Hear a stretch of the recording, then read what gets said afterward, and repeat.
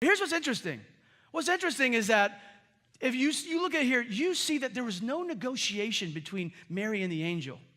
Like Mary's not saying, wait, you sure you got the wrong, did you get the right person here? But maybe someone else is supposed to do that. Maybe that's supposed to happen with someone else. Here's why this was so big. Mary was engaged at the time. And so to show up pregnant would have meant, by standards of the day, she had been, there was infidelity involved. And so that would have meant that her family could have kicked her out of the home, never to come back. The town could have ostracized her forever, and they could have stoned her to death. So that's what Mary was facing. But here's what's so cool. You ready? This is very cool.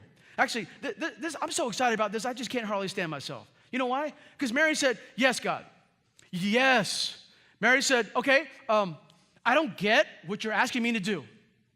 Like, there's no context for this. I've never experienced this before. I don't understand totally what you're saying to me here, but I'm going to say yes. I'm going to say yes. I'm going to step out in faith. I'm going to get on a road that I can't see. I can't see the end. I don't know, because there's curves and there's things happening on this road. But I am going to trust you, God, because I'm going to be your servant. Let me tell you something. Miami-Dade County would be changed forever if we decided we are going to be God's servant no matter what. This place wouldn't have enough seats in it.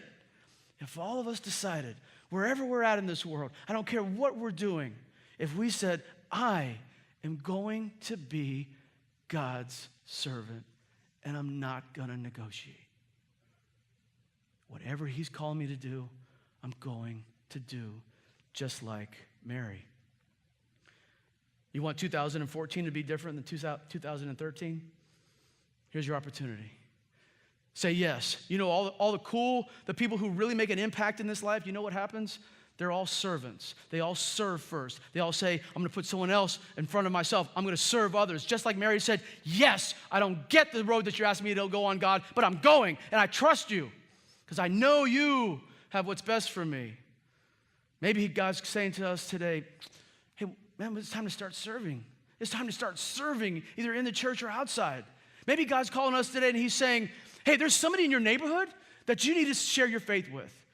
Because to become fully devoted followers of Christ, which is what our desire is here for us, that means I've got to engage others. That means when God puts a person in front of me who I know doesn't know Jesus, to share my faith with them. Maybe that's what God's calling us to do today.